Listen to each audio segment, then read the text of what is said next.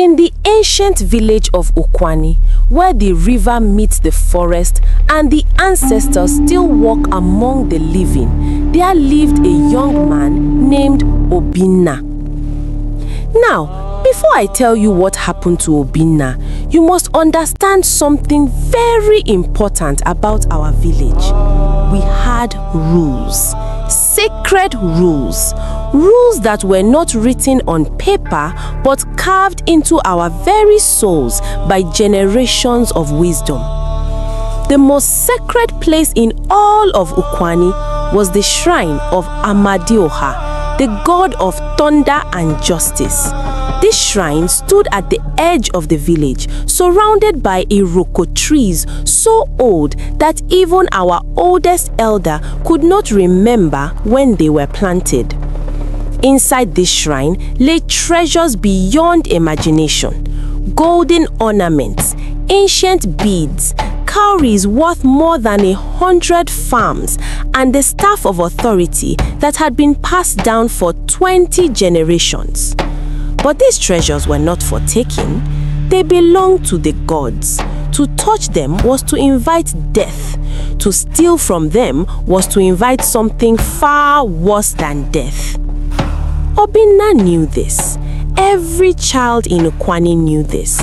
From the moment we could walk, our mothers would point to the shrine and whisper, "Never go there with greed in your heart. The gods are watching, always watching." But Obinna, oh Obinna, he thought he was smarter than the gods. You see, Obinna was not a bad person, not really. He was tall and handsome, with a smile that could charm the birds from the trees. The young women of the village would giggle when he passed by. The men respected his strength. His mother loved him dearly, perhaps too dearly, for she had spoiled him since childhood, always telling him he was special, destined for greatness. And Obinna believed her. He believed he deserved more than the small compound his father had left him, more than the 3 plots of yam farm that barely fed his household, more than the life of an ordinary villager, waking at dawn to till the soil, returning at dusk covered in dirt and sweat. Obinna wanted wealth. He wanted power. He wanted to be the man that others envied. It started innocently enough, as these things always do. Obinna began trading in the neighboring villages, buying palm oil here, selling yams there. He was clever with numbers, quick with his tongue. Soon he had saved enough cowries to buy another plot of land, then another. His compound grew. He married a beautiful wife named Adanna, whose father was a wealthy trader from the coast. But it was never enough. "Why should I struggle like a common farmer?" Obinna would say to himself at night, staring at the ceiling of his hut. "And the shrine holds enough wealth to make me the richest man in 10 villages." And his wife Adanna would sometimes wake to find him gone from her bed, standing outside, staring in the direction of the shrine. She would call to him, "Obinna, come back to bed. Why do you stand there in the darkness?" And he would turn to her with that charming smile and say, "I am only admiring the moon, my wife. Go back to sleep." But Adanna was not fooled. She knew her husband's heart was turning towards something dangerous. She could feel it, the way a woman feels the coming of rain before the first cloud appears. One day, she went to visit Mama Obiageli, a woman whose love for her son had blinded her to his faults. "Mama," she said, kneeling before the older woman, "I am worried about Obinna. He speaks of wealth constantly. He stares at the shrine at night. I fear he is planning something foolish." Mama Obiageli laughed, a harsh sound like grinding stones. "My daughter, you worry too much. Obinna is ambitious. Is that a crime? Would you prefer a lazy husband who sits under the udala tree drinking palm wine while his farm grows weeds?" "No, Mama, but ambition and greed are not the same thing." "Are you calling my son greedy?" Mama Obiageli's eyes flashed with anger. "Get out of my sight. You are lucky my son chose you. There were many girls who would have been grateful for such a husband." Adana left with tears in her eyes, knowing she would get no help from that quarter. The rainy season came, and with it, the festival of Amadioha. For 7 days, the village would celebrate with dancing, feasting, and sacrifices to the god of thunder. It was during this festival that the shrine would be opened and the chief priest, Ezenwayi, would enter to make offerings. Ezenwayi was a man of 90 reins, bent like a question mark, with eyes that seemed to see into your very soul. He had served Amadioha since he was a boy of 12 years, chosen by the gods themselves when lightning struck the tree beside him but left him unharmed. On the first day of the festival, Ezenwayi stood before the gathered village and raised his staff. "People of Okwani," his voice rang out, stronger than his frail body suggested possible.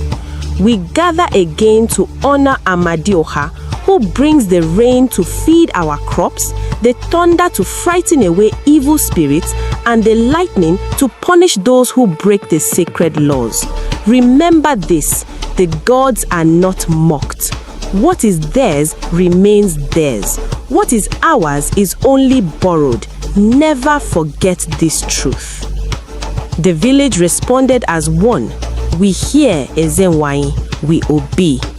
But Obinna, standing at the back of the crowd, his arms folded across his chest, whispered to himself, "We shall see about that."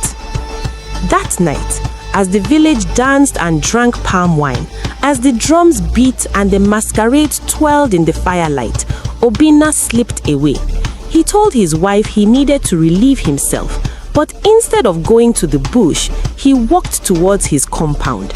There, hidden beneath his bed, he had prepared a bundle, a strong cloth bag, a small knife, and a fetish he had purchased from a traveling medicine man.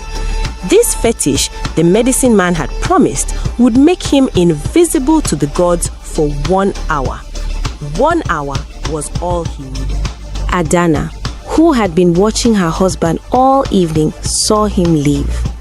Her heart filled with dread. She tried to follow, but Mama Obiageli grabbed her arm. "Where are you going, daughter? The dance is not finished. I must find Obinna." "Let the man be.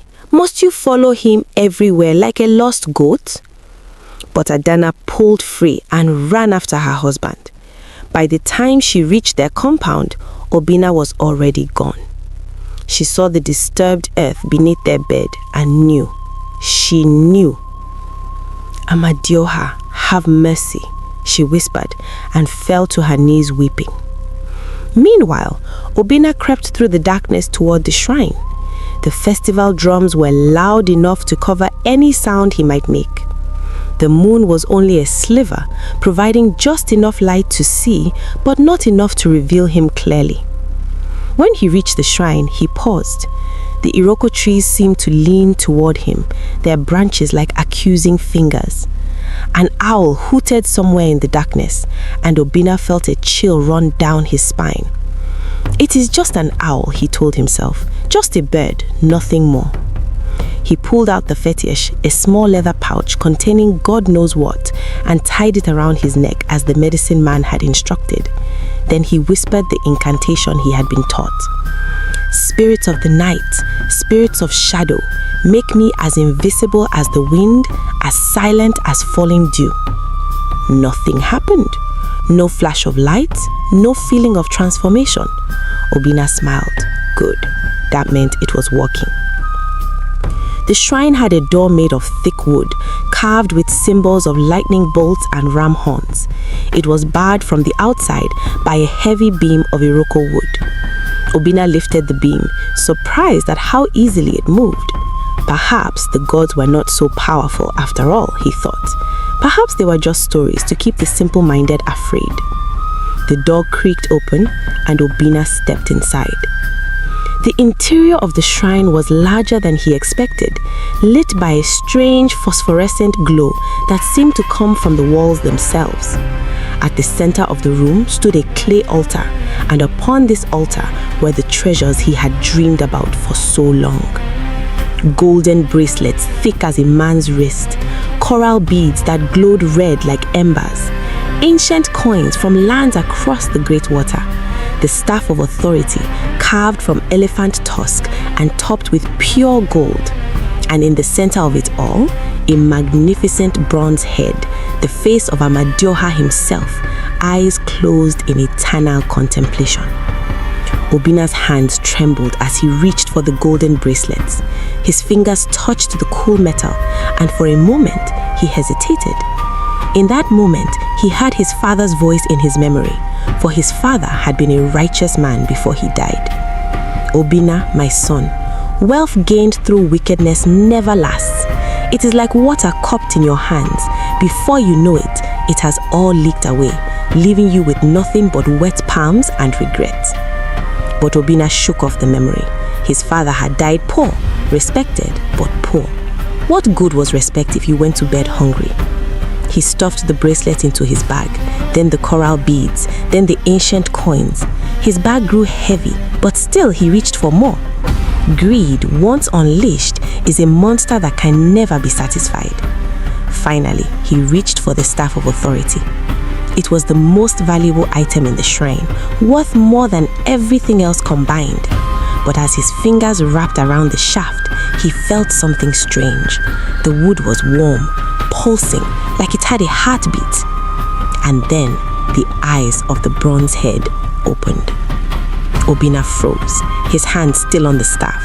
The bronze eyes, which had been closed for as long as anyone could remember, were now open and staring directly at him. They glowed with an inner fire, red as fresh blood, hot as the heart of the sun. A voice filled the shrine, a voice like rolling thunder, like crashing waves, like the roar of 1,000 storms. Teeth. Obinna tried to run, but his legs would not move. He tried to scream, but no sound came from his throat. The fetish around his neck began to burn, and he clawed at it, ripping it away. It fell to the ground and immediately turned to ash. The voice spoke again. You thought to deceive the gods with a charlatan's trick? You thought to steal from Amadioha with a leather pouch and a foolish whisper? You are not invisible to us, Obinna, son of 𝒂𝒂𝒏𝒏𝒆. We have watched you since the moment greed entered your heart. We have waited to see if you would turn back, but you did not. You walked through our door. You placed your hands on our treasures, and now you will face our justice. Please, please, great Amadioha, I am sorry. I will return everything. I will make sacrifices. I will serve the shrine for the rest of my life. Your promises mean nothing. Your repentance comes too late. You are warned, Obinna. Every child in Okwani is warned, but you thought yourself above the law. You thought yourself smarter than the gods, and so we will teach you humility. We will teach the entire village what happens to those who steal from the sacred. The bronze head began to glow brighter and brighter until Obinna had to shield his eyes. Lightning crackled around the room, though they were inside with no sky above. Thunder shook the very foundations of the shrine. And then Obinna felt it, a terrible pain, starting in his feet and spreading upward. He looked down and screamed. His feet were changing, becoming smaller, harder, hooves.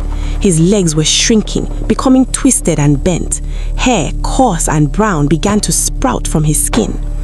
No!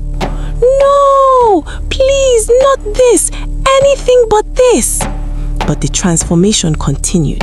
His hands curled into something useless, his fingers fusing together. His back bent until he fell forward onto all fours. His face stretched and changed, his nose becoming a snout, his ears growing long and pointed. His voice, which had been human, became the bleating of a goat. Go now, the voice of Amadioha commanded. Go and show the village what becomes of thieves. You will remain as you are for 7 years. If in that time you learn true humility, if you serve without complaint, if you accept your punishment without bitterness, then perhaps we will restore you. But know this, many who are transformed never return to human form. Pride is a difficult thing to kill, even in a goat. The door of the shrine flew open.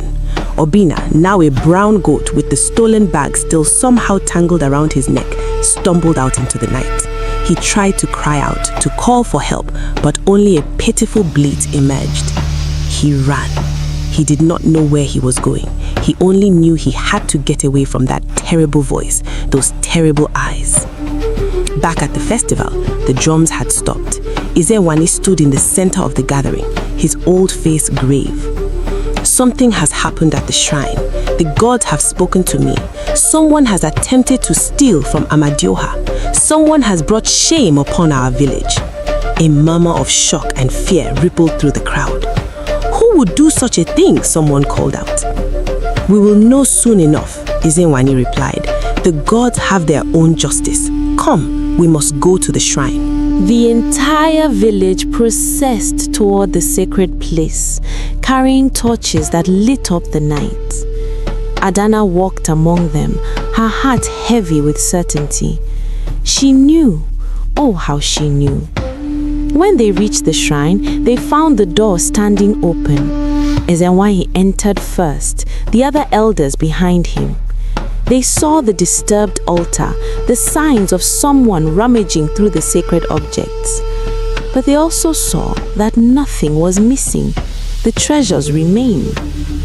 The thief was stopped before he could complete his crime, one elder observed. No, 𝒍𝒍 said, pointing to marks on the floor. The thief took them. See, here is where a bag was dragged, but something happened. The gods intervened. They followed the drag marks outside, and there, just beyond the shrine, they found the bag. Inside were all the stolen items, none missing. And beside the bag, trembling and bleating pitifully, was a brown goat with eyes that looked almost human in their expression of terror and shame. Adana saw the goat and collapsed. She knew those eyes. She had looked into those eyes on the day of her wedding, the day her first child was born, every morning for the past 5 years. Obinna, she whispered. The goat bleated and tried to approach her, but she turned away, weeping. 𝒍𝒍 examined the goat carefully. He looked into its eyes for a long moment, then nodded slowly. This is Obinna. The gods have transformed him. They have given him the body that matches his greedy, stubborn nature. A goat who takes what does not belong to it. A goat who must now learn to submit and serve. Mama Obiageli pushed through the crowd. No, not my son. This cannot be my son. It is a trick. It is some other goat. But when the goat saw her, it ran to her, pressing its head against her legs, bleating with a sound so full of sorrow that even the hardest hearts were moved. Mama Obiageli fell to the ground, clutching the goat, wailing like a woman whose child had died. And in a way, he had. 𝒍𝒍 raised his staff for silence. Amadioha has spoken to me. Obinna will remain in this form for 7 years. In this time, he must serve the shrine, grazing the grass around it, keeping it clean, accepting whatever treatment comes to him without resistance. If he completes these 7 years with true humility, the gods may restore him. But if pride remains in his heart, he will live and die as a goat, and that will be the end of him. 7 years. It seemed like an eternity. The village slowly dispersed, returning to their compounds with heavy hearts and fearful thoughts. That night, no one slept well. Every man examined his own heart, wondering what greed lurked there. Every woman held her husband a little tighter, grateful it had not been him. Adana returned to her compound alone. The elders had tied the goat outside the shrine, where it would begin its service the next day. She sat in the darkness of her hut, staring at the empty mat where her husband should have been. She did not light a lamp. She did not cook food. She simply sat, her hand resting on her belly where a child she had not told Obinna about was growing. What would she tell this child? That their father was a goat? That greed had destroyed their family? Outside, Mama Obiageli could be heard wailing through the night. "My son, my beautiful son, what have they done to you? What have the gods done to my boy?" But it was not what the gods had done to Obinna. It was what Obinna had done to himself. The first days of Obinna's transformation were the hardest. As a goat, he could not speak, could not explain, could not beg for mercy. He could only bleat and nod and try to show through his eyes that he understood, that he was sorry, that he had learned his lesson. But the gods were not moved by easy repentance. The children of the village, not understanding the full tragedy, would throw stones at him. "God's thief! God's thief!" they would chant, laughing as he ran from their missiles. The adults were hardly better. Some would spit as they passed the shrine. Others would curse him. "You have brought shame on our village. Because of you, the gods may be angry with us all." Only Adana visited him regularly, bringing special grass she had cut from distant fields, pouring water into his trough with her own hands. She would sit beside him and speak softly. "Do you remember, Obinna, when we first met? You brought my father 10 baskets of yams and a goat as bride price. A goat! How strange that you should become what you once offered for me." The goat that was Obinna would rest his head in her lap and she would stroke his coarse fur, crying silently. "I am carrying your child, Obinna," she told him one day. "The baby will be born in 6 months. What shall I tell our child? The truth? Or shall I say their father went on a long journey and never returned?" The goat bleated, a sound of such anguish that Adana could not bear it. She stood and left, and for many days after, she did not return. Mama Obiageli came every day, bringing delicacies meant for humans which the goat could not eat. She would try to feed him yam porridge, and when he could not eat it, she would rage at the gods. "Amadioha, you are wicked. My son made one mistake. One mistake. Must you punish him so severely? Must you break my mother's heart?" Thunder would rumble in response, and 𝒍𝒍 would have to lead her away before lightning struck her down for her blasphemy. "Mama Obiageli," he would say gently, "your son did not make one mistake. He made 1,000 mistakes. Every day he looked at the shrine with greed, that was a mistake. Every time he planned his theft, that was a mistake. Every time he silenced the voice of wisdom in his heart, that was a mistake. The gods did not transform him for one action, but for a pattern of choices." But Mama Obiageli would not hear it. To her, Obinna was still her perfect son, wrongly punished by cruel gods. Months passed, and Adana gave birth to a son. She named him Chukwuemeka, meaning God has done well, although the entire village wondered what was well about a child born to a goat father. She brought the baby to the shrine when he was 8 days old, as was custom to receive the blessing of the gods. 𝒍𝒍 performed the ceremony, and then, to everyone's surprise, he brought the baby to the goat. "This is your son, Obinna. Look at him well. He has your eyes, did you know? See what your greed has cost you. You will not hold this child. You will not teach him to farm. You will not find him a wife. You will not see him grow unless the gods show mercy." The goat stared at the baby, and tears fell from his eyes. Yes, tears. For even transformed into a beast, some human emotions remained. The baby, as if sensing something, reached out his tiny hand toward the goat. His fingers grasped at the air, trying to touch the rough fur. Adana pulled the child away. "No," she said firmly, "this creature is not your father. Your father is gone." And she walked away, leaving the goat bleating after her, a sound of such profound loss that even the stones seemed to weep. Time is a strange thing. For humans, it moves steadily, marked by planting seasons and harvest seasons, by births and deaths, by festivals and fasts. But for Obinna, the goat, time moved differently. Days blurred into weeks, weeks into months.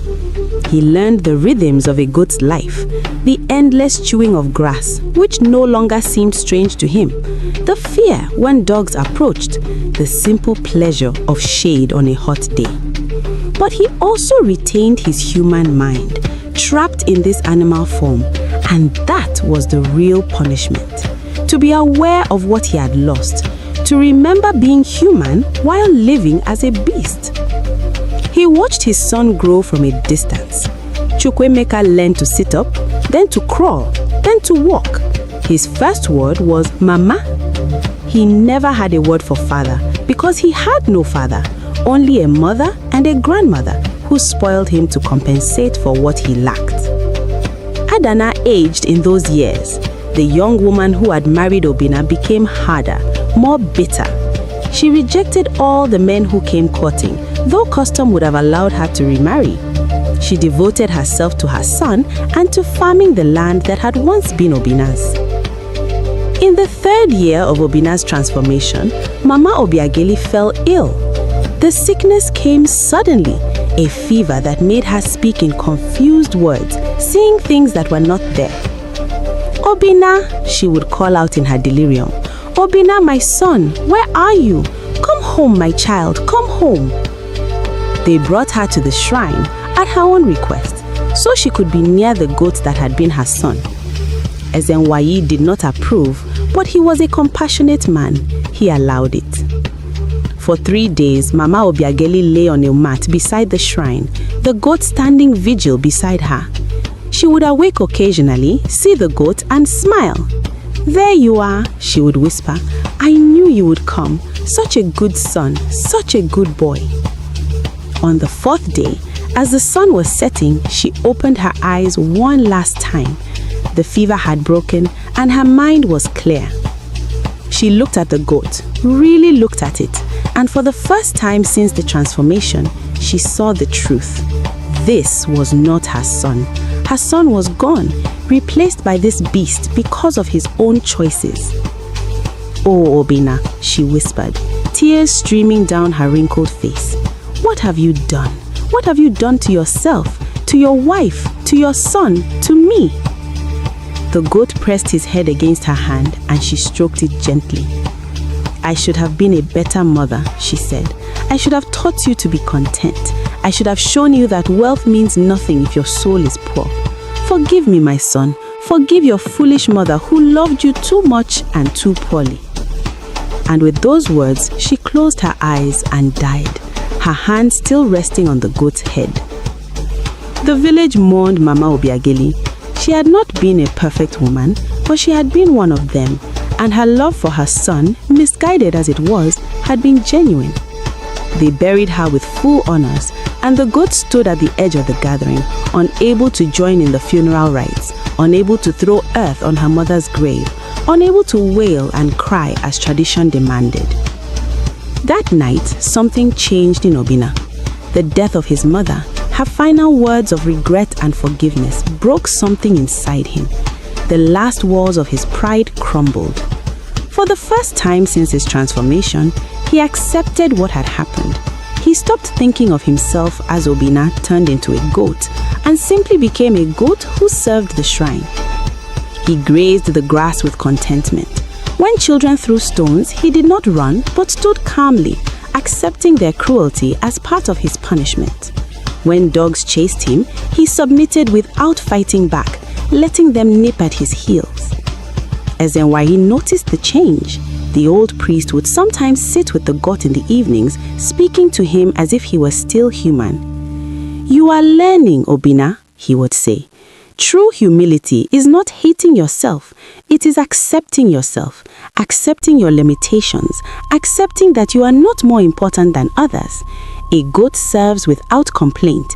A goat does not demand to be treated as special. A goat simply is. You are finally learning to simply be. In the 5th year, a drought came to Okwani. The crops withered, the streams dried up. The people prayed to Amadioha for rain, but the sky remained stubbornly clear. The elders gathered to discuss what should be done. Some suggested they had not made sufficient sacrifices. Others wondered if the gods were still angry about Obinna's theft, even though he had been punished. Finally, 𝒍𝒍 stood and spoke. "The gods have told me what they require. They want to see true sacrifice, not the blood of goats or chickens, but the sacrifice of our pride, our selfishness, our greed. Each person in this village must bring to the shrine something valuable they do not want to give up, something that represents their own greed or pride. Only then will the rains come." The people murmured unhappily. Give up their treasures? What kind of sacrifice is this? But they were desperate. The yams were dying in the ground. The palm trees produced no wine. Children were beginning to cry from hunger. And so they came. A man brought his most beautiful wrapper, the one he wore to show off his wealth at festivals. A woman brought her finest coral beads inherited from her great-grandmother. Another man brought a small chest of cowries he had been hoarding for years, refusing to spend even during hard times. They laid these items at the shrine before the goat that had been Obinna. And the goat, for his part, did something unexpected. As each person laid down their treasure, the goat would touch it with his nose, then bleat softly, as if accepting the sacrifice on behalf of the gods. 𝒍𝒍 watched this with interest. "You see," he said to the assembled villagers, "even this creature understands the value of sacrifice better than you did. He who had everything and lost it all understands what it means to let go." When everyone had brought their sacrifices, when the shrine was piled high with the treasures of Okwani, 𝒍𝒍 raised his staff to the sky. "Amadioha," he called out, "we have done as you asked. We have sacrificed our pride. Now show us your mercy." For a moment, nothing happened. The sky remained clear. The sun beat down mercilessly. And then, from far off, came the rumble of thunder. Clouds appeared on the horizon, dark and heavy with rain. The wind picked up, carrying the sweet smell of coming water. And the rains came. Not a drizzle, but a downpour, a deluge, as if the heavens themselves had been holding their breath and finally exhaled. The people of Okwani danced in the rain, laughing and crying, their faces turned up to the sky. Children ran through the puddles. Women collected the precious water in pots and calabashes. And in the midst of it all, the goat stood still, letting the rain wash over him, cleansing him, baptizing him in something like grace. The 6th year came and went. Obinna the goat had become such a fixture of the shrine that people sometimes forgot he was once a being human.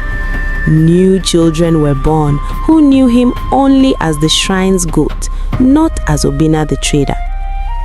𝒄𝒉𝒂𝒏𝒏𝒆, now 6 years old, would sometimes come to the shrine with his mother. He was a bright boy, quick with words, good with numbers. He reminded Adana painfully of what Obinna might have been if greed had not destroyed him. "Mama," the boy asked one day, "why does this goat always stare at us? The other goats in the village do not look at people this way." Adana's heart clenched. "It is just a goat, 𝒄𝒉𝒂𝒏𝒏𝒆. Do not pay it any mind." But the boy was curious. Grandmother Obiageli, before she died, used to call this goat Obinna. "That is my father's name. Why did she call it that?" Adana looked at her son, at his innocent questioning face, and made a decision. He was old enough to know some version of the truth. "This goat," she said carefully, "was once a man who made a terrible mistake. He stole from the gods, and they punished him by transforming him into a goat. He must serve 7 years before the gods will consider changing him back." 7 years? How many years has it been? 6 years. The boy's eyes widened. Then in 1 more year, he will become a man again. Perhaps if the gods are merciful, if he has truly learned his lesson. 𝒄𝒂𒏏 approached the goat, who stood very still, watching the child with those two human eyes. "Are you the man who made a mistake?" the boy asked. The goat bleated softly. "If you become a man again, will you be good? Will you not steal any more?" The goat nodded his head, a gesture so human that 𝒄𝒂𒏏 gasped. "Mama, did you see? The goat nodded. It understood me." Adanna pulled her son away. "Come, 𝒄𝒂𒏏, we must go home." But as they left, she glanced back at the goat one more time, and for the first time in years, she allowed herself to hope. Perhaps the gods would show mercy. The 7th year arrived with the changing of the seasons. The entire village was aware that Obinna's punishment was nearing its end. Some wanted him restored, moved by compassion after seeing his suffering. Others thought he should remain a god forever, believing that theft from the sacred could never be fully atoned for. Ezenwani, now approaching his 100th year, moved even slower, his body bent almost double, but his mind remained sharp, and his connection to the gods was as strong as ever. On the eve of the 7th year's completion, he called the village together. Tomorrow, Ezenwani announced, marks 7 years since Obinna was transformed. The gods will judge whether his punishment is complete. They have instructed me to perform a ceremony at dawn. All must attend. That night, no one in Okwani slept. Adanna paced her compound, her heart torn between hope and fear. What if Obinna returned? Could she forgive him? Could she take him back as her husband after all these years? Could 𝒄𝒂𒏏 accept him as a father? And what if he remained a goat? Would that not in some way be easier? She had built a life without him. She had become strong in his absence. Did she really want to return to being the wife of Obinna, always worried about what scheme he might be planning? At the shrine, the goat lay quietly, also unable to sleep, though goats do not sleep the same way humans do. He was aware that tomorrow would determine his fate. 7 years. 7 years of grazing grass. 7 years of being kicked and spat upon. 7 years of watching his son grow without being able to hold him. Had he learned humility? He believed he had. He no longer felt the burning desire for wealth that had consumed him. When he looked at the treasures in the shrine now, he felt nothing but regret. They were beautiful, yes, but they were not worth what they had cost him. If the gods gave him a second chance, he would live differently. He would farm his land with gratitude. He would teach his son the value of contentment. He would honor Adanna for her faithfulness. If the gods gave him a second chance. But would they? Dawn arrived with the changing of the seasons. The entire village gathered at the shrine, filling the space around the iroko trees. Even the sick were carried from their beds to witness this moment. Ezenwani stood before the shrine, dressed in his ceremonial robes, the staff of authority in his hand. The goat was led to stand before him, bound with a rope around his neck, though it made no attempt to escape. "Amadioha," Ezenwani called out in his quavering but powerful voice. 7 years ago, you transformed Obinna for his crime of theft and greed. You said that if he served with humility, if he learned his lesson, you might restore him. The 7 years are complete. We ask now, what is your judgment? Silence. The wind itself seemed to hold its breath. The birds stopped singing. The leaves on the trees froze in place. And then a voice, the same voice that had spoken 7 years ago, the voice of thunder and storm and divine power. "Bring the thief forward." Ezenwani removed the rope from the goat's neck. "Go, Obinna, stand before your God." The goat walked slowly towards the shrine's entrance. Every eye watched, every heart beat faster. Obinna, son of Okafor, 7 years. Years you have served. 7 years you have submitted to punishment. 7 years you have grazed as a beast grazes, lived as a beast lives. Tell me, what have you learned? The goat, of course, could not speak, but in that moment, something miraculous happened. Though his mouth did not move, though no sound emerged from his throat, his thoughts became audible to all who were present. Great 𝒂𝒑𝒂𝒏𝒏𝒆, the thought voice said, and it was obinna's voice, though roughened by years of silence. I have learned that I am nothing. I thought myself clever, but I was a fool. I thought myself deserving of wealth, but I deserved only this punishment. I have learned that every breath is a gift. Every meal, every drop of water, every moment of peace, all gifts, unearned and undeserved. I have learned that my wife's faithfulness was worth more than all the gold in your shrine. That my mother's love, even when it spoiled me, was a treasure I did not appreciate until it was gone. That my son's first steps, which I watched from a distance as a beast, were worth more than any staff of authority. I have learned, great 𝒂𝒂𝒏𝒏𝒆, that I was rich before I sought riches, and became poor only when I reached for what was not mine. If you restore me, I will spend the rest of my life in service. If you keep me as I am, I will accept it without complaint. I am yours to do with as you will. The voice was silent for a long moment.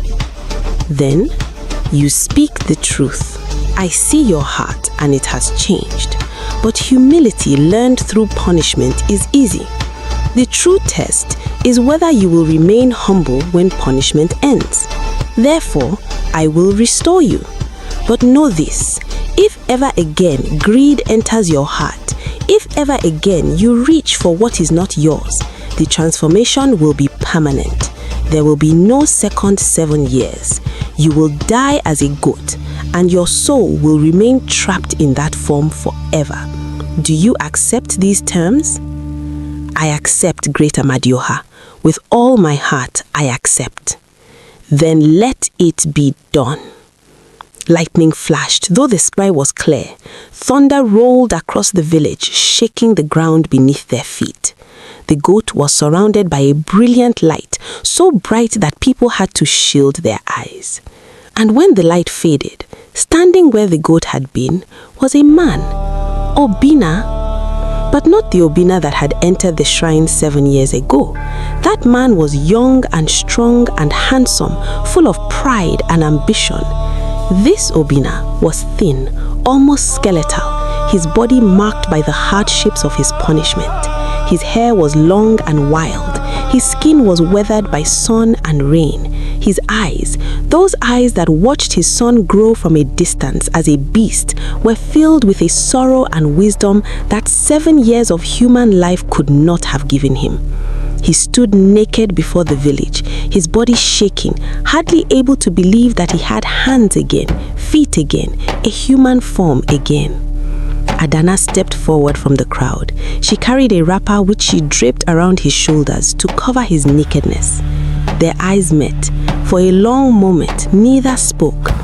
Then, obinna fell to his knees before her. "Forgive me, Adanna," he whispered. "Forgive me for the years I stole from you. Forgive me for the shame I brought upon you. Forgive me for the father I could not be to our son. I do not ask you to take me back as your husband. I have no right to ask that. But please, please forgive me so that my heart can know peace." Adanna looked down at this broken man, this husband who had been a goat, and she felt a wall inside her heart crack. "Get up, obinna," she said softly. "Get up. You have grazed on your knees long enough." She helped him to his feet, and there, before the entire village, before the shrine of 𝒂𝒂𝒏𝒏𝒆, before their son who watched with wide, wondering eyes, she embraced him. "Welcome home," she whispered. "Welcome home." The village erupted in celebration. Some wept with joy, others danced and sang. Okwani raised his staff and blessed the reunion. But in the midst of all the celebration, obinna turned and walked back into the shrine. the crowd grew quiet, wondering what he was doing. He emerged carrying the staff of authority, the same staff he had tried to steal 7 years ago. He carried it carefully, reverently, and placed it back on the altar where it belonged. "I do not need this," he said to Amadioha, to Ezinwani, to the village, to himself. "I do not need wealth or power or authority. I have everything I need: a faithful wife, a beautiful son, a second chance at life. What more could any man want?" And in that moment, the village of Okwani understood what the gods had been trying to teach them all along. Greed is a sickness that transforms us into beasts, even while we still walk on 2 legs. True wealth is not in what we possess, but in what we cherish. And the hardest journey is not the one from being a man to being a goat, but the one from being a fool to being wise. Obinna lived the rest of his days in quiet humility. He farmed his small plot of land and was grateful for every yam it produced. He loved his wife with a devotion that became legendary in Okwani. He raised his son to value contentment over ambition, generosity over greed. He would sometimes return to the shrine, not to look at the treasures, but to remember what he had been and what he had become, to remember the price of his pride and the grace of his redemption. And on quiet evenings, when the sun was setting and the village was peaceful, children would gather around him and beg, "Uncle Obinna, tell us the story of the man who became a goat." And he would smile, that humble smile of a man who had learned his lesson, and he would begin. In the ancient village of Okwani, where the river meets the forest and the ancestors still walk among the living, there lived a foolish young man who thought he was smarter than the gods. And the children would listen, eyes wide, hearts beating fast, learning the lesson that Obinna had paid 7 years of his life to understand. Never steal from the sacred. Never let greed turn you into a beast. And never think yourself above the justice of the gods, for they are watching, always watching, and their memory is long.